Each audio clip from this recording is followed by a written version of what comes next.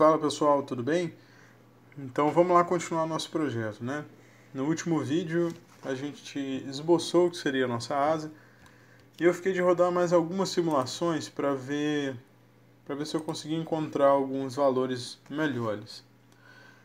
No último vídeo a gente parou exatamente nessa asa aqui, né? Que eu estava acreditando que ela seria mais interessante pela facilidade construtiva, porque essa porção grande retangular dela facilitaria bastante a construção, e com essa elipse na ponta, né?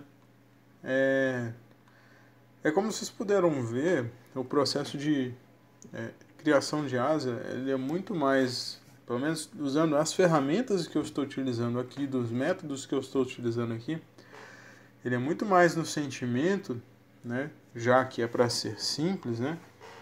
Do que por uma otimização muito elaborada e tudo mais, né? Porque eu não vou utilizar métodos mais complexos para isso. Então, o que eu fiz aqui foi rodar mais algumas análises com outras asas, né? Acabei chegando a essa asa aqui que parece muito com a 100% elíptica, né? Elas são quase iguais, mas com a diferença de que a elipse começa, nesse caso aqui, 5 centímetros para cada lado. Então eu garanto que eu tenho uma parte ali que é realmente retangular ali no centro, que vai facilitar para mim um acoplamento na fuselagem. E depois disso eu tenho uma parte elíptica da asa que me gerou um bom resultado. Inclusive, né, se a gente analisar aqui pelo CD em velocidade de cruzeiro, observando aqui em 56 metros por segundo, eu tenho essas duas curvas aqui. A que está em azul é totalmente elíptica e a que está em verde é a segunda que eu gerei, que aqui começa a elipse a partir de 5 centímetros para cada lado. O CD, na condição aqui de 200 km por hora, está inclusive mais baixo. Então a gente conseguiu aqui ganhar um pouco diminuir um pouco o arrasto, né? Um pouquinho, né? Considerável, parece pouca coisa, mas não é, percentualmente é significativo e na prática faz muita diferença, né? O que eu poderia fazer aqui seria também trabalhar um pouco nas torções da asa para tentar melhorar essa curva de distribuição aqui, para ganhar um pouco de eficiência. Mas não quero mexer com torção, porque isso vai me dificultar muito na hora de fazer molde. Vai ficar um molde chato de encaixar, um molde chato de fazer, e eu quero simplificar a parte construtiva, né? E eu vou economizar muito tempo de fresa também na hora que eu for fresar os moldes dessa asa. Então essa asa aqui pra mim, ela tá bacana. Ela me deu um resultado muito bom. Melhor do que esperado, pra dizer a verdade. Então vamos lá. Vamos para a parte de estabilidade. Então, eu tô com um pouco de dúvida em qual que é o interesse maior de quem que vai assistir esse vídeo. Se é de fato aprender o que eu estou fazendo aqui ou simplesmente acompanhar a evolução, né? Eu tô achando que é mais acompanhar a evolução do que aprender absolutamente tudo que eu vou fazer. Eu tinha até preparado já um vídeo sobre estabilidade, explicar a estabilidade toda, mas ia gastar bastante tempo e eu tô achando que não é o interesse maior de quem vai assistir esse vídeo. Então, eu vou fazer o seguinte, eu vou dar andamento, eu vou explicar de maneira muito rasa aqui o que eu fiz, basicamente, mais para expor qual que foi o andamento do projeto e qual que é a conclusão que a gente chegou aqui. E caso seja de interesse, depois eu faço um vídeo explicando estabilidade de aeronaves, né, que já é algo, por mais que eu tente ser simples, não é difícil, não é nada complicado não, sabe? Mas é porque tem muita coisa nova, então vai aí pelo menos 1 hora de vídeo aí para poder explicar bem explicado aí uma estabilidade bem basicona mesmo, né? Então eu não sei se quem está assistindo quer gastar esse tempo com isso, né? Então eu vou dar sequência, eu vou seguir o projeto de forma mais dinâmica, um pouco mais rápido do que eu tenho feito, para expor o andamento do projeto. E caso seja do interesse, depois eu explico mais detalhadamente a teoria por trás. Então vamos lá. Primeiro, a gente definiu a asa, então, que é aquela lá. Então eu vim aqui em parâmetros geométricos, essa tabela que eu criei aqui, e coloquei todos os dados da asa, né? Eu posso simplesmente pegar eles aqui, ó, por exemplo, a área da asa, eu venho aqui, pego a área da asa e... Só que ele arredonda alguns números, né? É um pouco chato mexer. Opa! Então eu peguei todos os dados da asa gerada e coloquei aqui, né? Os dados que eu deixei em amarelo aqui são dados que ainda são chutes, né? Que a gente ainda vai mexer. A partir da asa também que a gente gerou, eu colhi os dados aerodinâmicos dela também. Eu peguei o que está escrito aqui como DCL de alfa da asa é nada mais do que a inclinação dessa curva CL alfa dessa asa, né? Ela tende a ser um pouco menos inclinada do que a do perfil, né? Porque uma asa nunca é tão eficiente quanto um perfil. Então é basicamente a inclinação dessa curva aqui, esse DCL de alfa, né? DCM de alfa medido aqui no bordo de ataque é a inclinação, só que agora do CM. Esses dois parâmetros me permitem calcular aqui a posição do centro aerodinâmico. Eu calculei a posição dele a partir desses dois parâmetros, que me deu aqui 24,2% da CMA, e validei depois isso pelo XFLR5. Tem como eu substituindo lá o ponto de... Se eu vier aqui em definir inércia, por exemplo, o ponto em que eu colocar aqui como centro de massa, ele considera como centro de... onde ele vai analisar os momentos em torno. Então, se eu colocar no centro aerodinâmico aqui, eu obtenho, em vez de ser uma reta decrescente aqui, ela fica reta, né? Ela fica na horizontal. Então, isso me indica que o ponto que eu encontrei o centro aerodinâmico. Então, eu encontrei o centro aerodinâmico de duas maneiras para eu poder ver se eu fiz as contas certas. Então, eu calculei e vi no XFLR5, a diferença foi muito pequena, então tá ok. Calculei de maneira correta. E também eu obtive aqui o coeficiente de momento no centro aerodinâmico, né? Porque aí ele tende a ser constante, ele é muito importante para a gente na estabilidade. Beleza. Eu tive que assumir alguns chutes aqui para a gente obter alguns dados aqui da empenagem horizontal. Assim como a gente tem o DCL de alfa da asa, eu vou precisar também de um DCL de alfa da empenagem horizontal, só que ela nem existe ainda. Então eu simplesmente chutei aqui um valor. Como ela normalmente tende a ser menos alongada do que a asa, eu coloquei um DCL de alfa menor do que o da asa, como um chute mesmo. Eu também preciso saber aqui, esse valor não é tão importante não, qual que é o alfa de CL0, né, da empenagem horizontal. Isso aqui não vai afetar tanto, inclusive se eu mudar isso aqui, não vou entrar nesse detalhe ainda, porque isso aqui é para outra coisa. Enfim, então a partir desses dados só que foram obtidos aqui, eu já consigo obter um dado muito bacana, que é o CLT de cruzeiro. Esse CLT de cruzeiro é o coeficiente de sustentação na cauda na condição de cruzeiro. Que aí, da mesma forma que na parte lá de projeto aerodinâmico, quando a gente estava nessa etapa do projeto, a gente encontrou aqui o CL em que a gente queria um CD mais baixo possível, não foi?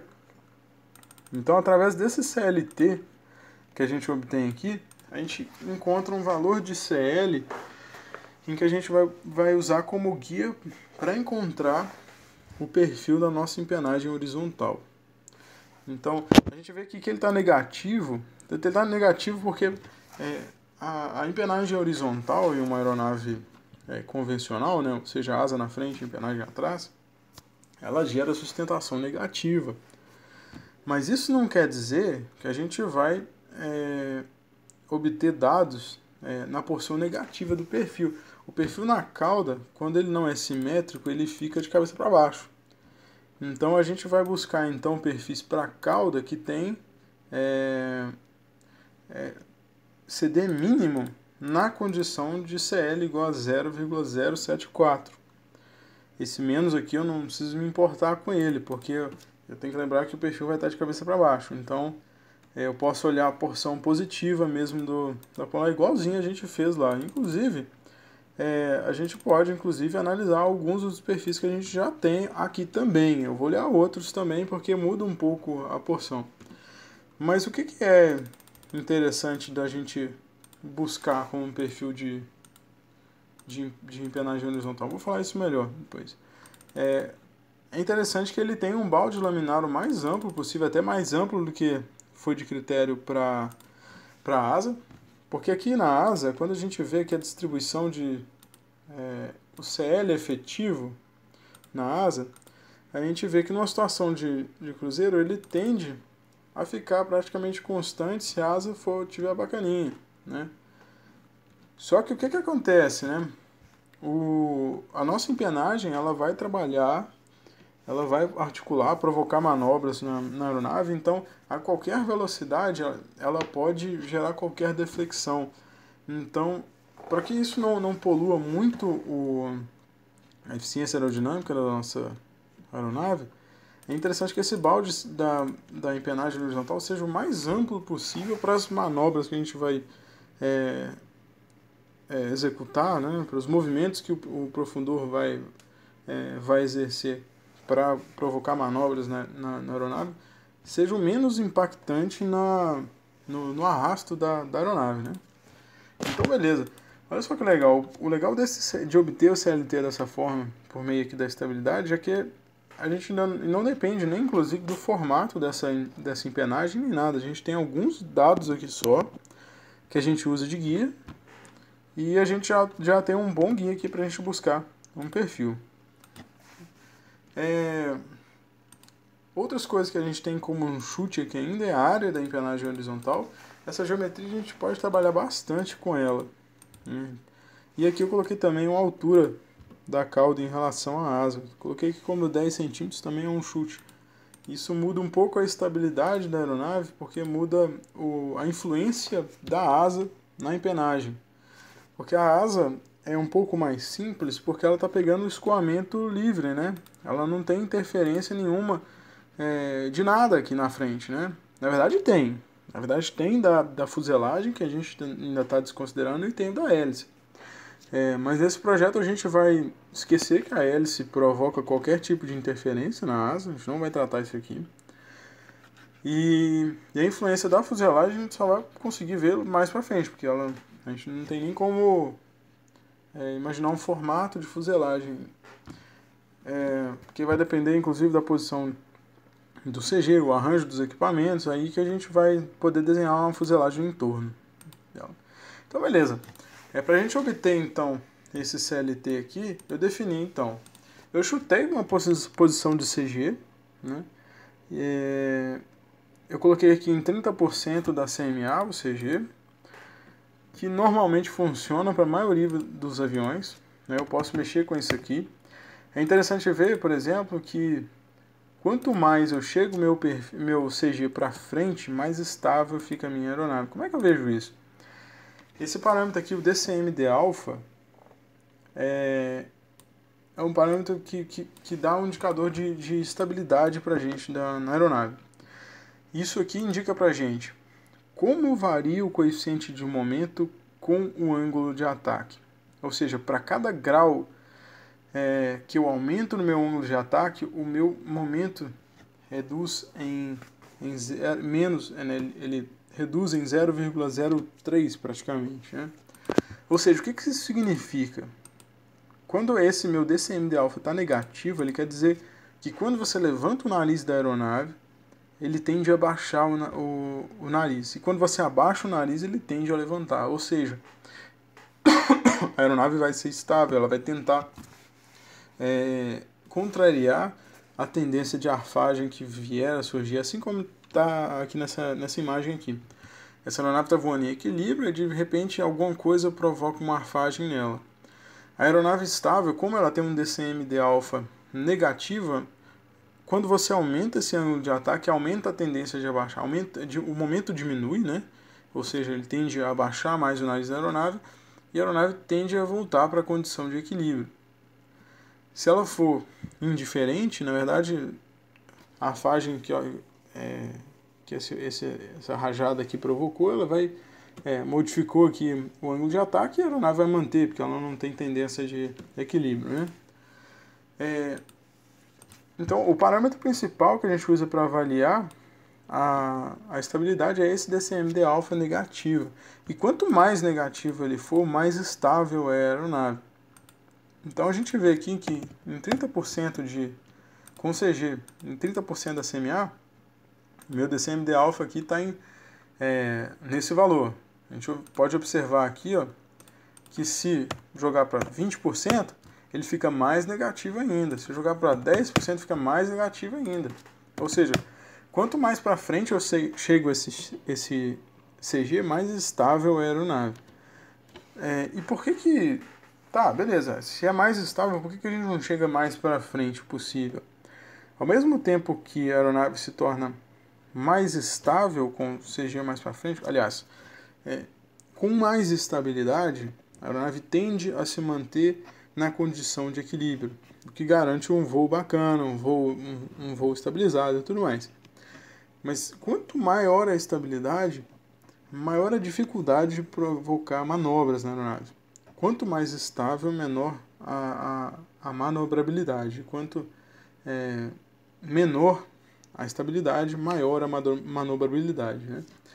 Então tem que haver um equilíbrio, porque se o objetivo se a gente vem aqui em estimativa de peso, está aqui que o nosso objetivo é utilizar servos 9 gramas. Não sei se vai ser possível, mas se a gente colocar uma estabilidade enorme nesse avião aqui, provavelmente a gente vai precisar de fazer muita força na empenagem, a gente vai ter que dar uma deflexão muito grande de profundor para conseguir manobrar essa aeronave. Então, tem que haver um equilíbrio sempre, né? A gente mede normalmente esse equilíbrio, né, vamos dizer assim, de estabilidade e manobrabilidade por meio da margem estática. A margem estática nada mais é que a distância entre o ponto neutro e a posição do CG. O ponto neutro seria que, teoricamente, o ponto em que se você colocasse o CG lá, a aeronave ficaria indiferente. Olha só que legal. Eu tenho aqui o ponto neutro, definido aqui como HN, tem esse valor aqui. Se eu colocar que o meu CG é igual a ele, tudo isso aqui zero, tá vendo? Meu DCMD-alfa fica zero. Ou seja, a minha aeronave, se ela baixar ou levantar o nariz, ela não tem tendência nenhuma. Ela é indiferente. Isso aqui fica zero, a margem estática também é zero. O meu momento, quando o meu CL for zero, também é zero. Ou seja, em todas as condições mesmo, essa aeronave ela tende a não reagir. Qualquer movimento de arfagem, ela tende a não gerar nenhuma resposta. Na realidade, esse ponto neutro aqui, ele não é o ponto no qual a aeronave seria indiferente. A deformação da aeronave durante o voo, ela faz você perder um pouco de estabilidade. Folga em comando faz você perder estabilidade. Então, por conta disso, a gente sempre tende a manter uma margem estática um pouco mais alta. Normalmente, por conta de efeitos aí de deformação da aeronave, a gente perde aí 8% de margem estática. Isso depende muito mesmo. 8% mais ou menos. Então, se você colocasse aqui um CG em cima do ponto neutro, na verdade a sua aeronave já está instável na prática, né? Mas enfim, como a gente mede então esse equilíbrio entre a manobrabilidade e a estabilidade é por meio da margem estática, né? Essa margem estática de 0,28 ela tende a ser uma margem estática ok. Ela é até alta, na verdade, né? Se for analisar para aviões, de verdade, essa margem estática está até alta. Mas eu observei aqui no anteprojeto que por conta do volume de cauda muito grande dessas aeronaves e da posição que é indicada no CG no manual lá, eles trabalham com margens estáticas altas. O que faz sentido, porque uma aeronave que vai ser rápida, ela tem que ser estável, né? Porque qualquer perturbaçãozinha ali diferente vai provocar uma reação grande em alta velocidade. Qualquer reação é mais acentuada. Então é interessante que a estabilidade seja alta. Então a gente pode ali trabalhar com CG em 25% e ter até uma margem estática um pouco mais alta, né? Enfim, a gente pode brincar com esses valores aí. Agora outra questão. A velocidade de equilíbrio seria a velocidade na qual o avião vai ficar equilibrado ali. Abaixo dessa velocidade ele vai tender a descer e acima dessa velocidade ele vai tender a subir. Com relação à velocidade, agora falando. Eu estou pensando no seguinte.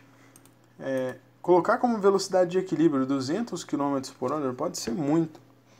Porque aí ele vai ter que voar sempre trimado, cabrado no restante do voo. Porque eu imagino que ele vai atingir 200 km por hora, mas quando tiver com o motor cheio, em condição de voo normal e tudo mais, ele não vai estar nessa velocidade. Então talvez, sei lá, 100 km por hora seria a condição de equilíbrio ideal. Só que o que eu estou pensando em fazer é fazer a empenagem totalmente articulada. Eu pensei nisso porque dá para utilizar alguns efeitos aerodinâmicos para diminuir a carga no servo no profundor dessa forma. E além disso, dá para mesclar o bom desempenho tanto em baixa velocidade quanto em alta. Então a velocidade de equilíbrio aqui ela acaba aqui ficando indiferente, já que a gente poderia articular o perfil. O que importaria para mim passaria a ser a incidência da cauda, né? Isso que seria mais importante. Então eu vou deixar aqui como velocidade de equilíbrio 56 metros por segundo, que é 200 km por hora. Então beleza. Com esses parâmetros aqui que ainda são chutes, nesse vídeo eu ainda não vou mexer nisso, porque eu tenho que modelar a empenagem horizontal para poder mexer com isso. A gente tem uma aeronave que é estável. Nessa condição de CG aqui de 25% da CMA, a gente tem uma aeronave estável, que ela tende a retornar sempre à condição de equilíbrio com uma boa margem estática, né, considerável essa margem estática. Parece que pelo anteprojeto não está fora do que é usual desse tipo de modelo. E no próximo vídeo, então, a gente, a partir desse CLT, a gente vai fazer o mesmo procedimento para encontrar perfis para empenagem horizontal. Como a gente já fez a escolha do perfil da asa, eu vou fazer bastante acelerado a parte de escolha do perfil da cauda, já que o processo é o mesmo. Então, a gente já vai escolher, já vai modelar a empenagem horizontal no mesmo vídeo. E aí a gente já vai ter o conjunto de asa e empenagem horizontal já todo feito, né? Então, aí depois disso vai ser juntar tudo, ver se as nossas contas aqui de estabilidade estão corretas. A gente vai plotar os dois aqui dentro desse mesmo software e começar a ver o desempenho em termos de arrasto do conjunto dos dois. E a gente faz também já a empenagem vertical, que é bem mais fácil, na realidade, né? E aí depois disso a gente já vai começar a fazer algumas estimativas de arrasto da fuselagem, para então a gente atualizar esses dados aqui de estimativa de velocidade, que eu estou bastante confiante que a gente vai conseguir aqui cada vez mais, que a gente tem conseguido bons resultados aqui. Enfim, por hora é isso então. No próximo vídeo a gente então dá continuidade aí, vamos modelar a empenagem horizontal. E por hora é isso. Nossa aeronave está progredindo. Logo mais a gente começa a esboçar a aeronave e vai ficar mais visível tudo que nós estamos fazendo. Por enquanto é bastante planilha, bastante número, mas logo mais vai ficar algo mais palpável. Então é isso. Até mais. Se inscreva aí no canal para poder acompanhar a série. E até logo.